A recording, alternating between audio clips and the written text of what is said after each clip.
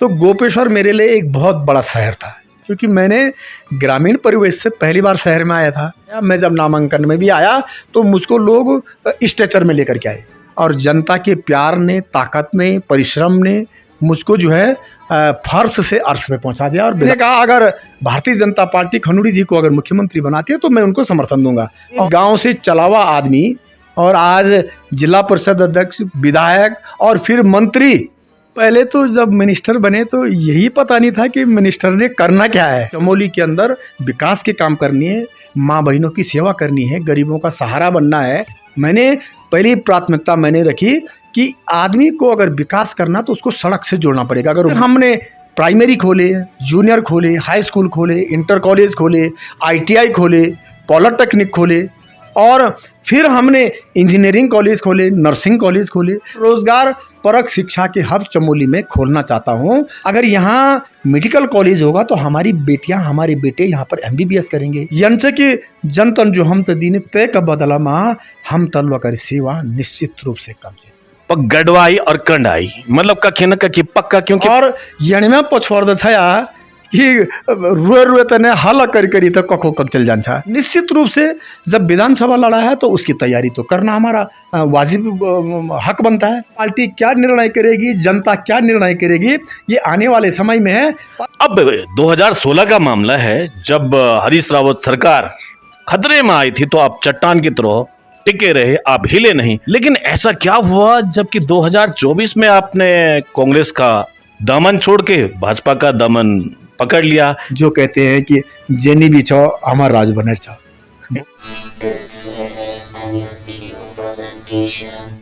हाँ, नमस्कार दोस्तों, मैं सुनील पुनिर आपका स्वागत करता हूं NH परिवार में, पूरे NH परिवार की ओर से। दोस्तों, आज NH परिवार की व्यक्ति विशेष सीरीज में, व्यक्ति विशेष कार्यक्रम में हमारे उत्तराखंड की एक ऐसी विभूति, एक ऐसे व्यक्तित्व हैं जिन्होंने समाज सेवा में उत्कृष्ट कार्य तो किया ही किया है, साथ में राजनीतिक जीवन में बहुत कुछ पाया है, लोगों को सिखाया है, समझाया है, और अपने विधानसभा के साथ साथ पूरे उत्तराखंड में एक अलग जगाई है कि राजनीति में रहते हुए किस प्रकार विकास कार्य किए जा सकते हैं। जी हां, आज हमारे साथ हैं पूर्व कैबिनेट मंत्री उत्तराखंड श्रीमान राजेंद्र सिंह भंडारी जी। यूं तो आपको सब लोग जानते हैं, फिर भी कई लोग चाहते हैं कि किस प्रकार भंडारी जी आगे बढ़े होंगे, उन्होंने क्या किया होगा। सबको चाहिए एक उदाहरण, और उदाहरण आपसे बढ़िया क्या हो सकता है। आपने बहुत सारी चीजें करके दिखाई है जमीनी स्तर पे। तो आज NH परिवार में हमारे साथ व्यक्ति विशेष कार्यक्रम में है पूर्व कैबिनेट मंत्री उत्तराखंड श्रीमान राजेंद्र भंडारी जी। आज आपके साथ बहुत सारी बातें करेंगे, आपके जीवन के बारे में, आपकी शिक्षा दीक्षा के बारे में, आपके राजनीतिक जीवन के बारे में, साथ ही साथ जो आपने आम जनता के बीच रहकर सीखा, देखा और उसके बाद प्रयास किए उसके बारे में, और साथ ही साथ कुछ खट्टी, कुछ मीठी, कुछ तेज बातें, कुछ चुभने वाली बातें, बहुत सारी बातें। तो आज हमारे साथ व्यक्ति विशेष कार्यक्रम में हैं श्रीमान राजेंद्र सिंह भंडारी जी। सर नमस्कार, बहुत बहुत स्वागत आपका NH परिवार में। बहुत बहुत धन्यवाद है पुनीर साहब। NES परिवार का भी मैं बहुत आभारी हूँ। मैं देखता रहता हूँ NES का जो एक अपना सिस्टम है, जो अपनी कार्यप्रणाली निसंदेह रूप से बहुत अच्छी है, बड़े स्तर पे काम कर रहे हैं। इससे सामाजिक स्तर पे, राजनीतिक स्तर पे निश्चित रूप से लोगों को लाभ मिल रहा है। तो आगे बढ़ते हैं, और जो पहला सवाल हमारा होगा वो है कि भंडारी जी, मूलतः आप कहाँ के रहने वाले हैं और आपकी प्राथमिक जो शिक्षा दीक्षा है वो कैसी रही? क्या आप कॉन्वेंट से पढ़े हुए हैं जो आप यहाँ इस स्तर तक आज पहुँचे हैं? पुनीर जी, पहले तो मैं आपका आभार व्यक्त करता हूँ। हम लोग तो बहुत साधारण परिवारों के लोग हैं। मैंने प्राथमिक विद्यालय से अपना शिक्षा प्रारंभ किया। पहले कमेड़ा स्कूल बोला जाता था, तो कमेड़ा में हम लोग पढ़ते थे। 1, 2, 3, 4 तक ऐसे ही रहते थे, 5वीं तक। तो 5वीं तक मैंने प्राथमिक विद्यालय अपने गांव नैलेथा से किया। 8 तक मैंने देवीखेत से किया। 9, 10 में मैंने सिदोली कांडी से किया, और 11, 12 मैंने रड़वा और नागनाथ से किया। जो मेरी प्राइमरी और माध्यमिक जो शिक्षा मेरी रही है, मेरे गांव के इर्द गिर्द ही रही है। और बड़ी बात यह है कि उस समय पढ़ाई में भी जहाँ भी जाना था पैदल जाना था। सुबह जाना 10, 12, 15, 20 किलोमीटर, और शाम को घर लौटना। पढ़ाई पे फोकस था, इसलिए था कि पढ़ाई करनी है, माँ बापों का सहारा बनना है, कहीं नौकरी करनी है और परिवार चलाना है। जी, यानी कुलख्या पार्टी की जो परिपाटी थी उसी पर चलते हुए आज आप यहाँ तक पहुँचे हैं। जो आपका छात्र जीवन रहा और जो राजनीतिक जीवन रहा, उच्च शिक्षा के बाद आखिर आप राजनीति की ओर कैसे बढ़े?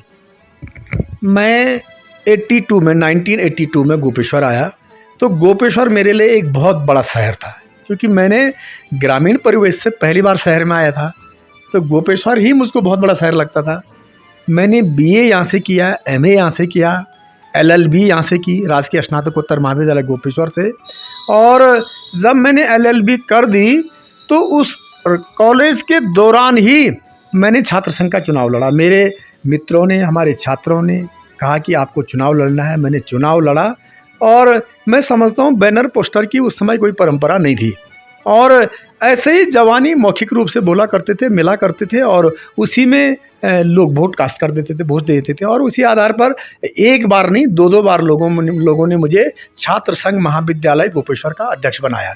और एक हॉबी बन गई थी कि राजनीति भी कोई चीज़ है। तो जब हायर एजुकेशन का समय समाप्त हो गया, मैं सक्रिय राजनीति में आने की कोशिश की। तो कांग्रेस विचारधारा में ही मैं उस समय पला बड़ा और रहा हूँ मैं। और वहीं से मैंने अपनी राजनीति शुरू की। यूथ कांग्रेस की मैंने राजनीति की, बेसा संघ का मैं अध्यक्ष रहा, फिर मैं जिला पंचायत का अध्यक्ष बन गया। फिर जिला पंचायत के अध्यक्ष रहते रहते क्षेत्र के लोगों की एक मांग आने लगी कि आप विधानसभा का चुनाव लड़ो। मैंने कांग्रेस से मांग की तो मुझे टिकट नहीं मिला, तो मैंने निर्दलीय नामांकन कर दिया। और बड़ी बात क्या है, जब मैंने निर्दलीय चुनाव लड़ा तो उस समय मेरी तबीयत ठीक नहीं थी, मेरी कमर में प्रॉब्लम आ गई थी, मैं हॉस्पिटलाइज हो गया था, बिस्तर पे पड़ गया था, और एक दिन भी वोट मांगने के लिए नहीं जा पाया। मैं जब नामांकन में भी आया तो मुझको लोग स्ट्रेचर में लेकर के आए, और पूरे चुनाव में मेरी पत्नी ने लोगों के साथ मिलकर के इस प्रचार अभियान को चलाया। और बड़ी बात है कि राष्ट्रीय पार्टी के जो लोग थे उन्होंने धूल चाटी, वो लोग पराजित हुए, और जनता के प्यार ने, ताकत ने, परिश्रम ने मुझको जो है फर्श से अर्श में पहुंचा दिया और विधानसभा का चुनाव 2007 में जिता दिया। तो ये पहला मौका है हिंदुस्तान की धरती में कि एक बीमार आदमी को जनता ने जो है विधानसभा के अंदर बना दिया। और बड़ी बात क्या है, जब मैं विधानसभा के अंदर गया तो किसी पार्टी के पास पूर्ण बहुमत नहीं था। मैंने देखा कि दोनों पार्टियों को एक एक सदस्यों की जरूरत थी, और खन्नूड़ी जी उस समय सेंटर की राजनीति कर रहे थे, और आर्मी के एक ऑफिसर थे। तो मेरी निगाह में था कि उत्तराखंड का बेटा है, सैनिक का बेटा है, मैं भी सैनिक का बेटा रहा हूँ, तो आर्मी के प्रति बहुत ज़्यादा इज्जत हमारे मन में है, क्योंकि देश की सेवा वो करते हैं। तो मैंने कहा अगर भारतीय जनता पार्टी खन्नूड़ी जी को अगर मुख्यमंत्री बनाती है तो मैं उनको समर्थन दूंगा। और मैंने खन्नूड़ी जी से वार्ता की, पार्टी से बात की, उन्होंने कहा कि आप समर्थन दे दो, हम खन्नूड़ी जी को मुख्यमंत्री बनाएंगे। और निश्चित रूप से मैंने खन्नूड़ी जी को उस समय समर्थन दिया। और बड़ी बात है कि खन्नूड़ी जी ने, मैंने कोई वार्ता उनसे नहीं की कि आप मुझे मंत्री बनाइए या कुछ बनाइए। मैं तो खन्नूड़ी जी के व्यक्तित्व से बहुत प्रभावित था, मैंने इसलिए उनको समर्थन दिया था। और खन्नूड़ी जी ने मुझे कैबिनेट मिनिस्टर बना दिया, जिसकी मैं कभी कल्पना ही नहीं कर सकता हूँ। एक गांव से चला हुआ आदमी और आज जिला परिषद अध्यक्ष, विधायक और फिर मंत्री, ये अपने आप में बहुत बड़ी बात हो गई थी। तो 5 साल तक खन्नूड़ी जी ने मुझे अपने मंत्रिमंडल में रखा, भारतीय जनता पार्टी के मंत्रिमंडल में रखा, मंत्री बनाया। उस दौरान जो भी कर पाया होगा मैं, वो लोगों को पता है कि भंडारी जी ने क्या किया, क्या नहीं किया, परंतु ये मेरी कहानी है। बहुत शानदार, कहीं ना कहीं एक प्रेरणा रहेगी कि कई लोग ऐसा सोचते हैं कि भाई अगर आप प्राइमरी एजुकेशन बिल्कुल गांव से लेते हैं तो आप कहां तक पहुंचेंगे। तो कहीं ना कहीं राजेंद्र भंडारी जी हमारे सामने एक ऐसा पर्याय है, एक ऐसा उदाहरण है जिन्होंने शिक्षा अपने प्राथमिक विद्यालय से ली, एक आम शिक्षा जो ली है, उसके बाद लगातार संघर्ष करते हुए कैबिनेट मंत्री तक पहुंचे और लाखों लोगों के दिलों में आपने राज किया। अच्छा भंडारी जी, एक सवाल पूछना चाहूंगा आपसे कि जब उत्तराखंड सरकार में आप शामिल हुए और आपको कैबिनेट मंत्री बनाया गया, उस समय आपकी प्राथमिकताएं क्या थी? पहले तो जब मिनिस्टर बने तो यही पता नहीं था कि मिनिस्टर ने करना क्या है, खुद ही नहीं मालूम था। परंतु मैंने देखा कि वो कुर्सी, वो पद सब कुछ सिखा देता है, सब कुछ। और फिर मन में भाव भी आने लग गए, प्राथमिकताएं भी आने लग गई है। ये भी आने लग गया कि मेरा ज़िला सीमांत ज़िला है, यहाँ पर बहुत सारी दिक्कतें हैं, रोज़गार की है, शिक्षा की है, स्वास्थ्य की है। और अगर हम इन चीज़ों को प्रमोट करते हैं, तीर्थाटन को, पर्यटन को, तो हमारे बच्चों को रोज़गार मिल सकता है। ये मन में भाव आया और एक ब्लूप्रिंट बनाया कि हमको आगे भविष्य में क्या क्या करना है। तो मैं समझता हूँ कि निश्चित रूप से मन में एक भाव था कि अपने प्रदेश के अंदर, अपने ज़िले के अंदर डेवलपमेंट के काम करने हैं, ताकि आने वाले समय में लोग याद करें कि भंडारी मिनिस्टर बनाया और भंडारी ने यहाँ कुछ काम किया है। तो ये बातें मन में मेरी थी और मैंने एक ब्लूप्रिंट तैयार किया था। भंडारी जी, आपको दिल से बधाई है। अब आप पूछें कि क्यों? किस बात की बधाई है? देखिए, आपके समर्थक कहते हैं विकास की चिंगारी राजेंद्र भंडारी।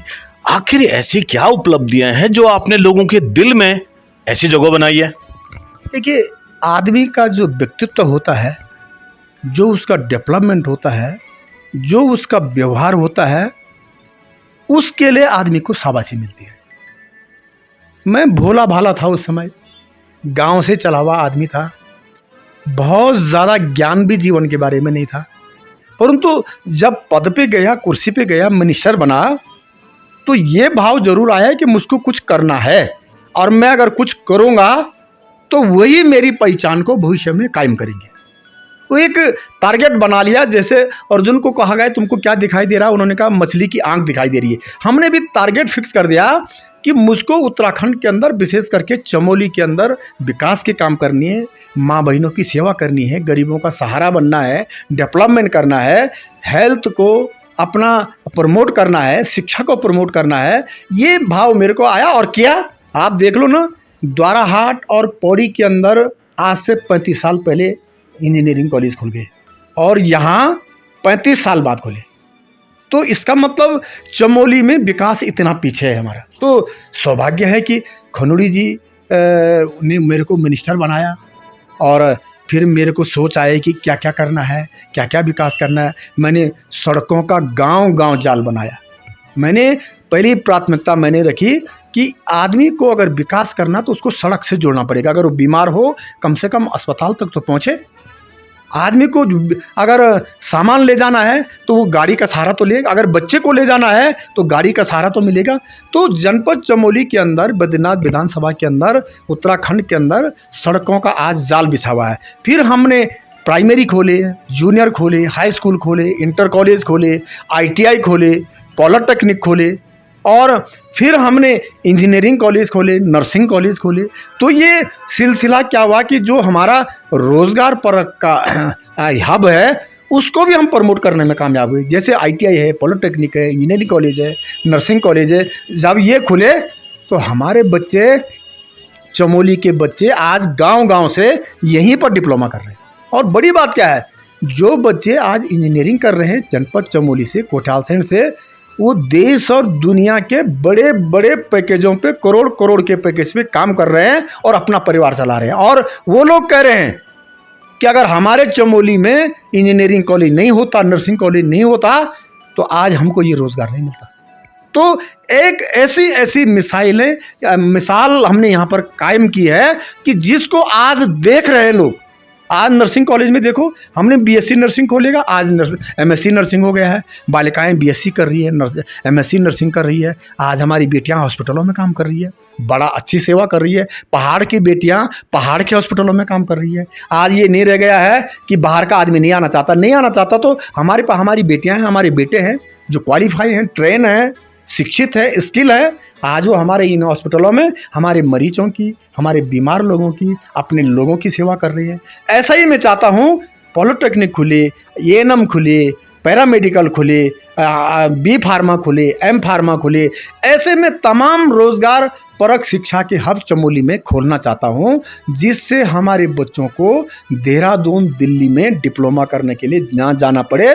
और जो हमारी मिडिल क्लास फैमिलियाँ हैं, जो गरीब फैमिलियाँ हैं, जो ये पैसा फीस का बहुत ज़्यादा प्राइवेट कॉलेजों में नहीं दे सकती है, वो सरकारी स्कूलों में नाम मात्र की फीस दे करके अपना डिप्लोमा करें, अपना रोज़गार पाएं, अपने परिवार को चलाएं और अपने उत्तराखंड के अंदर चमोली का नाम भी रोशन करें। ये मेरी सोच है। और बड़ी बात क्या है, आज चट्टानों में माँ बहनें जाती है, मेडिकल कॉलेज नहीं है। हमारे पास विशेषज्ञ डॉक्टरों की आज भी कमी है। तो अगर यहाँ मेडिकल कॉलेज होगा तो हमारी बेटियाँ हमारे बेटे यहाँ पर MBBS करेंगे, विशेषज्ञ डॉक्टर बनेंगे, और पहाड़ का बेटा बेटी यहीं पे इन कॉलेजों में, इन अस्पतालों में काम करेंगे और हमारे लोगों के जीवन की रक्षा करेंगे। तो शिक्षा, स्वास्थ्य और रोजगार 3 ऐसे स्तंभ हैं जो किसी समाज को आगे ले जाने में सक्षम हैं। और कहीं ना कहीं जो आपकी राजनीतिक उपलब्धियां रही हैं, जो आपकी सामाजिक उपलब्धियां रही हैं, उन्होंने ये साबित करके दिखाया है कि हाँ, इस क्षेत्र का विकास भी किया जा सकता है। भंडारी जी, सामाजिक और राजनीतिक जीवन में अक्सर कठिनाइयां आती और जाती रहती हैं। आपसे पूछना चाहूंगा कि ऐसी क्या कठिनाइयां रही सामाजिक और राजनीतिक जीवन में जिन्होंने आपको इतना मजबूत बनाया? देखो, हालात, परिस्थितियाँ इंसान को सब सिखाती है। जब ज़माने के थपेड़े खाए, जब समाज के अंदर संघर्ष किया, जब गरीबी को देखा, जब संघर्षों के रास्ते पर चले, तो उसने सब कुछ सिखा दिया। और मैं समझता हूँ कि सीखने वाला अगर उसके चाहत है तो बहुत कुछ प्राप्त कर सकता है। मैंने देखा है, मेरे परिवार में कोई राजनीति में नहीं, न मेरे दादा, न मेरे पिता, न मेरे भाई, कोई नहीं है। पर मैं पता नहीं कौन राजनीति में, ये भी तो गॉड गिफ्ट है भगवान की, तो ये जनता की कृपा है। अब मैं पहली भी छो बनूँ, अगर उत्तराखंड नहीं बन तो छोयो तो हम उन वार्ड मेंबर भी नहीं रहो छो। और बोलो तुम आज जो वार्ड मेंबर नहीं बन छो सी हम विधायक और मंत्री बने, तो कल दिन जनता ने तीन भगवान न और जनता ने हम तो छपर फाड़ी दी। सब कुछ मिल गया है, सब कुछ मिल गया है, सारी सेवा हो गई है। इससे बड़ा और क्या होता है? कुछ नहीं होता है। पर यंच की जनतन जो हम तो दीन तय का बदला में हम तलवा कर सेवा निश्चित रूप से कर, निश्चित रूप से हमारा भाव हो कि परहित सरस धर्म नहीं भाई, ये कहा गया है। ये तो हम यानी में विचार रखो ना कि गरीब का सहारा बने, अंतिम पंक्ति में खड़े हुए व्यक्ति का सहारा बने, कमज़ोर का सहारा बने, गरीब का सहारा बने, और अगर हम उसका सहारा बने तो भगवान हमारा सहारा बने। जी, तो मतलब समय, देश काल और परिस्थिति, और जैसी जैसी परिस्थितियां आती रही तो आप उस परिस्थितियों को सामने लेकर, सवाल लेकर उसका जवाब ढूंढते रहे। तो भंडारी जी, अभी आप बोले गढ़वाई में, हम सब गढ़वाई छे और बहुत जरूरी है कि हमारी जो गढ़वाई भाषा तो संरक्षण हो। तो आप तो मैं एक सवाल पूछना चाहूँ कि जो आप बचपन में प्रत्येक व्यक्ति थोड़ा चंचल बन, तो मतलब आप थोड़ा मतलब के टाइप उटंगी बिछे, कुछ कनाए बनाए खाई हो, कुछ बचपने याद हमारा स्रोत बना वाले की बहुत धीर गंभीर चिंतन हुएगी। अब कुछ जरा बचपने याद भी आप बता दोला, क्या पता आपका कई दोस्त हो जो तक तक के मारे देखना वाला, सुनना वाला क्या यार भंडारी जी हमें भूल गए। जब हम छोटा छा बचपन में छाया तो बहुत शरारत का छा, लड़े झगड़ा, डेली लड़े होने लगे छ, खून होने लगे छ। घर में बुए बाबू परेशान रहन्छ कि यूँ को कंत कन क्या घर वाल भी मार छा, और जो लड़े का तो सी भी मार छा। तो चारों तरफ से होता था, परंतु यंसे कि सो जीवन जिंदगी में दोबारा नहीं मिल सकत, कभी नहीं मिल सकत सो जीवन। जो बचपन छे, जो बचपन की यादें छे ना, जो बचपन की नटखट है, वो जीवन में कभी लौट के नहीं आता है। और बड़ी बात है कि आज हमारा बच्चा भी शरारत का था, तो हम तो याद होने कि यूँ से ज़्यादा बिगड़िया हम चाहे, यूँ अपने लोड़ों से ज़्यादा बिगड़िया हम चाहे। पर हालात, परिस्थिति, जिम्मेदारी सब कुछ ठीक करी, सिखा दिया, जिम्मेदार बना दिया, सेवा भाव सिखा दिया। और मैं समझता हूँ कि बचपन के वो थपेड़े, बचपन की वो मार अगर नहीं रहती तो आज हमने यहाँ नहीं पहुँचना था। माँ की मार, समाज की मार, परिवार की मार जो पड़ी है, तो उस मार ने बहुत कुछ सिखाया है और उसने आगे बढ़ने का रास्ता बताया है। पर एक चीज रहेगी, फिर भी सुर रहेगी कंडाई, पर गढ़वाई और कंडाई मतलब कखे न कखे पक्का, क्योंकि बचपन में जो सुधाने मशीन छे, जो करेक्ट अमोघ अस्त्र कंडाई, तो ते के बारे में कुछ यादगार छे? जब छोटा छा शरारत का छाया तो बुए बाबू तो माँ तो बिल्कुल कनाज लगोनी लगन छे, और यण में पछोड़ छाया कि रुए रुए तने हल करी तो कखो कक चल जान छा, एक को रोणो वैसे कुछ गाँव में रोणो। तो बचपन में जो माँ बापू जो कनल लगाए सो वरदान हुए हम तने, तेल सिखाए हम तने, तेल हमें तो सभ्यता सिखाए, रास्ता बताए, संस्कार बताया है ना, माँ का संस्कार क्या उन्मान जो संस्कार बचपन में डलिया सी आज तक छिन और अगर तबार गलत संस्कार रहन्छ माँ कनल नहीं लोगन छे डांटे नहीं छे पीटे नहीं छे प्यार ज्यादा कर छे तो हम बिगड़ जान्छौँ। मतलब कंडाइल बहुत कुछ मिली, ये में कोई शक नहीं। बिल्कुल हमारे जमाना में कोई भी बच्चा यानी नहीं बोलो जेल कनल नहीं खाए, बिल्कुल हर बच्चन कनल। और माँ लगाती थी, प्यार से भी लगाती थी, गुस्से से भी लगाती थी और सुधारने के लिए भी लगाती थी। चलिए बहुत खूब, बहुत शानदार, मजा आ गया, मुझे भी अपना बचपन याद आ गया। आज के हम भी खूब खाई। अब भंडारी जी मुझे दूर, ज्यादा दूर नहीं बल्कि थोड़ा सा नजदीक, थोड़ा सा दूर 2027 दिख रहा है और विधानसभा दिख रहा है। तो जानना चाहेंगे कि आने वाले विधानसभा चुनाव को लेकर आप क्या सोच रखते हैं, क्या आपकी तैयारियां चल रही है?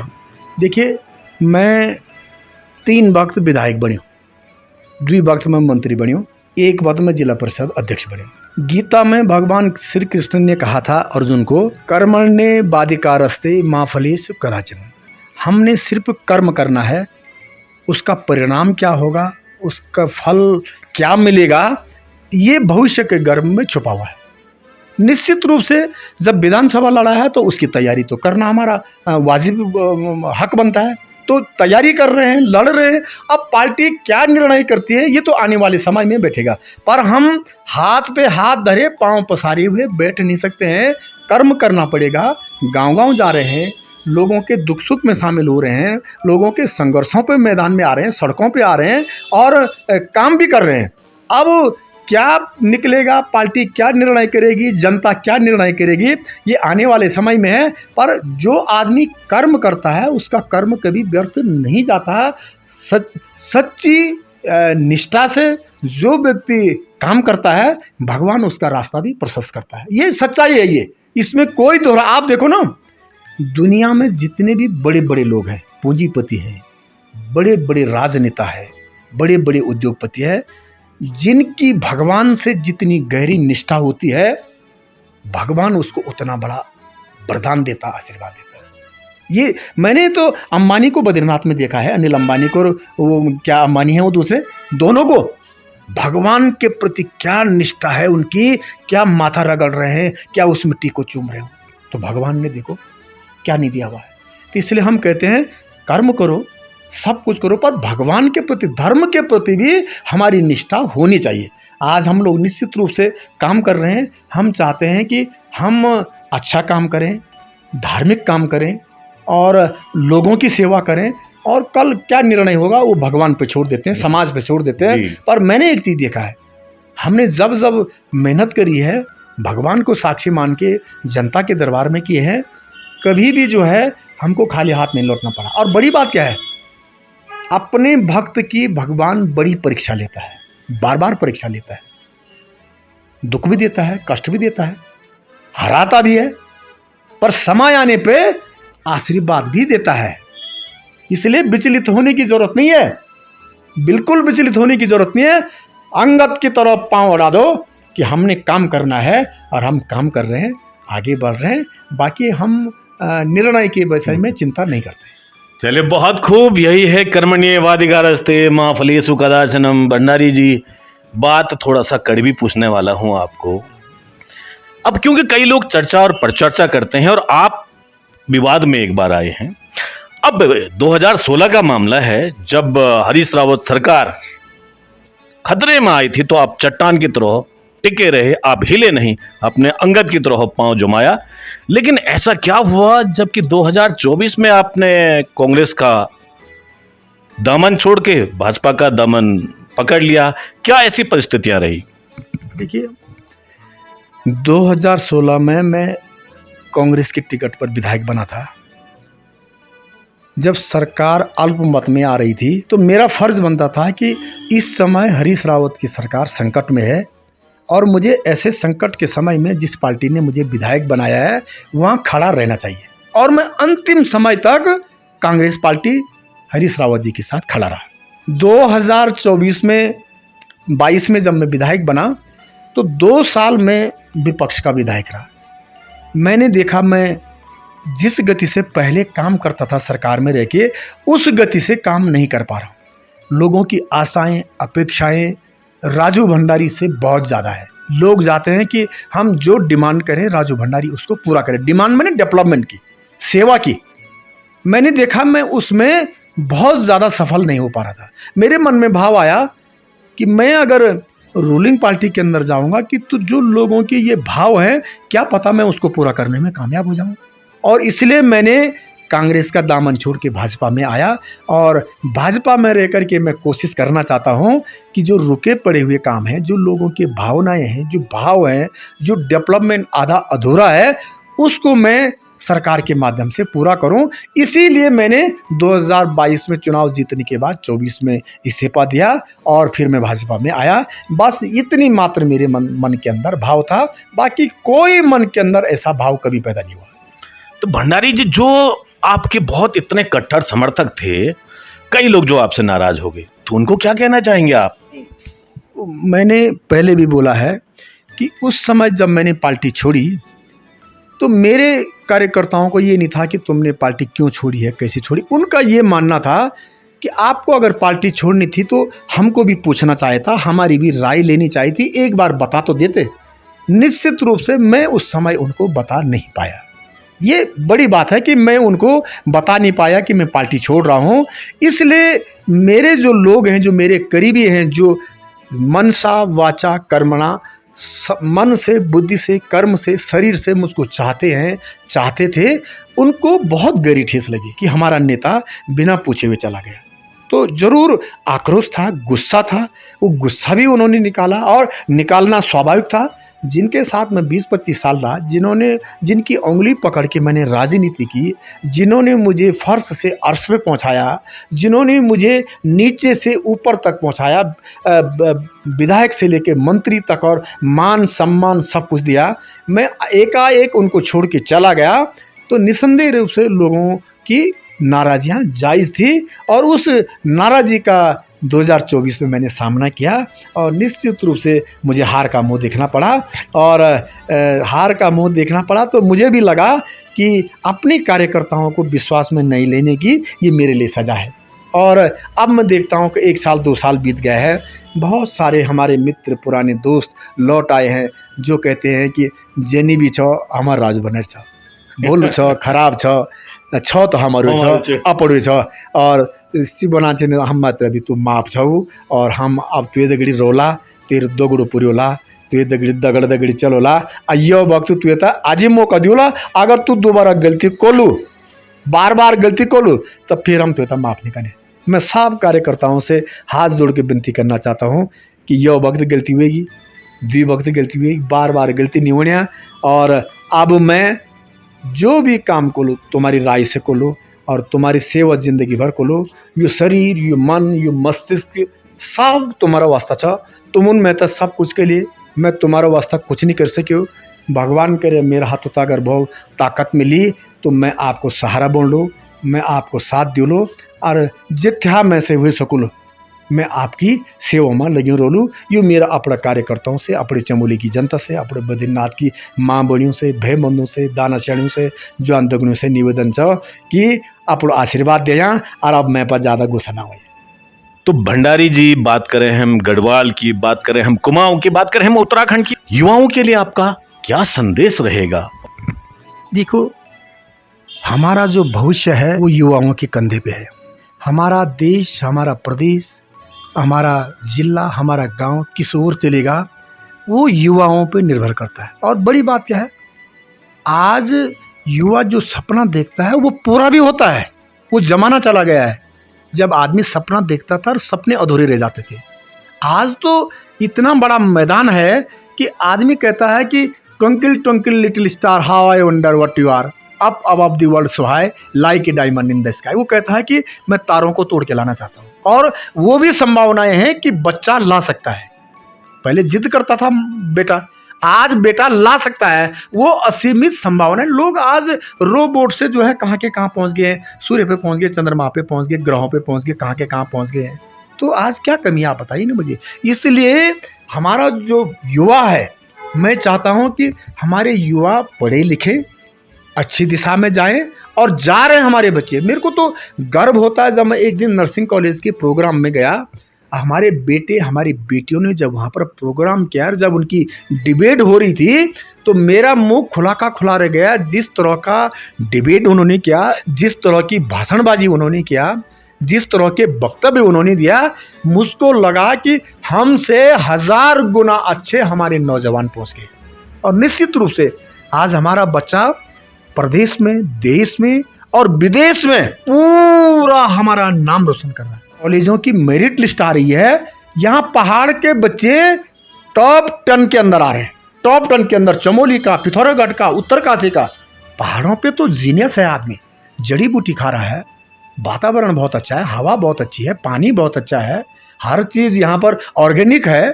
पहाड़ों पे हर चीज़ आदमी अपने आप पैदा कर रहा है। ये जो नदी, नाले, झरने, जो ये वायुमंडल है, जो वातावरण है, जो यहाँ पर मैं समझता हूँ वन है, इससे बड़ी ताकत और दुनिया में क्या है। जहाँ भी जाता है हमारा बच्चा, आर्मी के अंदर देखो ना, उत्तराखंड का बच्चा नंबर 1 पे क्वालिफाई करता है, चाहे वो फिजिकली हो और चाहे वो किसी भी क्षेत्र में हो। इसलिए पूरी दुनिया में आज पहाड़ के बच्चों को, नौजवानों के नाम लिया जाता है कि अगर कोई बच्चा अगर दुनिया में है तो उत्तराखंड का बच्चा है। जी बिल्कुल, जैसे कि आपने बताया कि आज अगर हम बात करते हैं युवाओं की, तो युवा आज इस कदर सक्षम हो गए हैं कि वो पूरी दुनिया में, हमारे खास तौर पर जो हमारे हिंदुस्तान के, हमारे भारत के युवा हैं, वो इतने सक्षम हो गए कि पूरी दुनिया में अपना परचम लहरा रहे हैं। लेकिन एक ज्वलंत विषय है, वर्तमान समय में कतिपय ऐसे युवा हैं जो जहर के कहर की ओर जा रहे हैं, नशे की ओर मुड़ रहे हैं। क्या कहना चाहेंगे आप, क्या संदेश देना चाहेंगे आप? ये बहुत सारे केस हो रहे हैं, जो नौजवान है नशे में बहुत सारे नाम आ रहे हैं। मैं चाहता हूँ कि हमारे बच्चे नशे से दूर रहे, नशा मुक्त की ओर रहे। और मैं समझता हूँ कि हमारे बच्चे नशे से दूर रहेंगे तो निश्चित रूप से वो बुलंदियों को छुएंगे। और एक बहुत बड़ा जो आज माँ बापों के लिए चिंता का कारण हो गया है, वो बच्चों के लिए नशे की भी लोगों की चिंता का कारण है।